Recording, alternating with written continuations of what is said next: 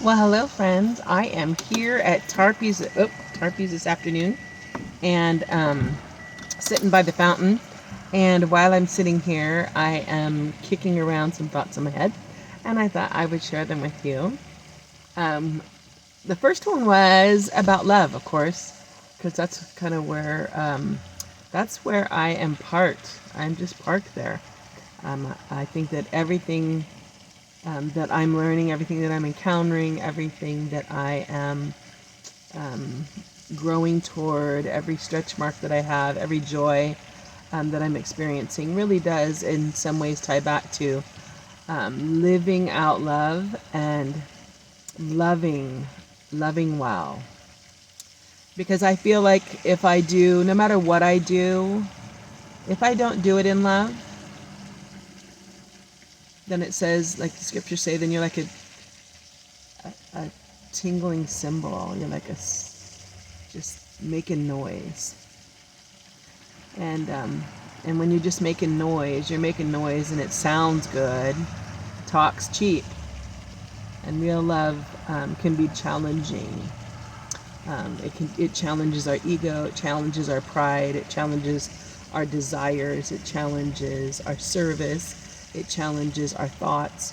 It challenges. It can challenge a lot of things in the sense of causing us to consider, causing us to revisit, causing us to remain pliable, open to change, ready for growth, um, willing to work, willing to compromise. So all of those things I think are, I know I'm daily being stretched in, so it's a good kind of stretch. But I wanted to look at a couple things this morning or this afternoon because I was looking at this hole. I was looking at this heart, which has a hole. So it's a rock, it's a stone I found on the beach, and I was like, oh my goodness. And of course, I was like, what? It looks like a heart. And I have a friend who every time she finds anything, if it's like a mark on a sidewalk, if it's in a garden, if it's on a wall, she's always looking for hearts and taking pictures of hearts.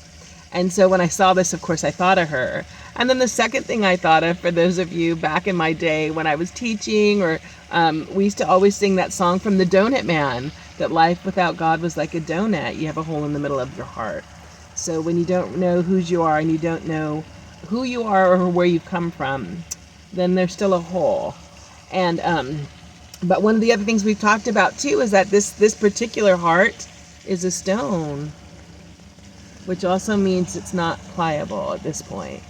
It's hardened, and when it's hardened, then it's a difficult state. And when God was referring to hearts, He wanted to remove the stony heart, so that, and He can do that. God can do that. God can take away a stony heart; it's no deal to Him, and give us a heart of flesh, a tender heart, a soft heart.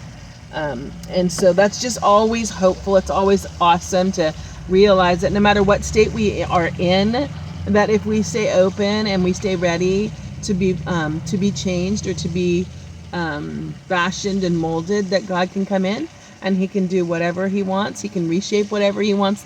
He can put in what He wants. He can take out what He wants. He can do whatever He wants to do, and that's encouraging. And the other thing is, I was listening to someone share today, and while I was listening to share, they said, they were going through the airport and they got their luggage checked and they confiscated something, and she thought that she was going to get in trouble and like get fined heavily for like breaking the law.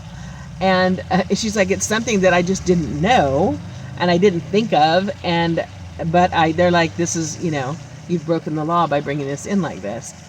And so, and she saw, and it wasn't something that I had. It wasn't like some firearm or some knife, or, she said what it was is, on my hairspray, it didn't have a cap. So they weren't looking for what was there. Of course they were, but they were also looking for what wasn't there. Just like this. You can see the heart, right? But you also see the hole in the heart, and you can't deny there's a hole in the heart. So, and I just believe that when we're completely transparent and open, that sometimes we just look at things and we like, oh, it's all there. And but if we really openly inspect or examine ourselves or really look in the mirror fully and closely and consider, Is there anything out of place? Is there anything that needs work? Is there anything, any area I want to, that I need to grow in? Is there anything that as we contemplate those things in our times of meditation with the presence of God and the Spirit, then if we're open, then He can come in and He can show us those things. He could bring us and show us and make clear to us the way of wisdom, the path that's always living in the light. He could show us gray zones in our minds or in our processing of different things, and He can clean it up. And so, and help us to be like, yeah, that's right. That's the way forward. Or if He's like, just reveal something, they're like, oh, yeah, I did that wrong. I want to make that right, in the sense of I see what I'm supposed to do for next time. And I also know other people were affected by what I did. So I want to go let them know that I've seen this. So anyway, all of those are awesome. And that's kind of where I'm at. And that's kind of what I'm doing and processing. And then also I just wanted to show you my cute little, and this is the other thing that's kind of funny, because I kind of look little fall critters. Because the seasons are changing here and I can feel it. It's getting a little colder. And I might just, me, I love me some deers and I love me some squirrels. So I just did little keepsakes. I don't even know what I'm going to do with them, but I was just diddle-doodling, and decided to do those. And then I was laughing because the first thing that came to me was that old song, Bless the Beasts and the Children, right? Bless the beasts and the children. And I've been on the Beauty and the Beast thing lately, and so I'm just laughing because that's the answer for every beast. The beast inside of us that sometimes, will raise his ugly head. The beasts all around us, that's the answer for that too. We bless them. We bless them, and we ask God to continue to transform so that all that we do and everywhere we go, we can bring blessing. We can bring the blessing of God, the presence of God, the life and the fruit of the Spirit of God, which is love, joy, peace, patience, kindness, goodness, and faith, gentleness, and self-control.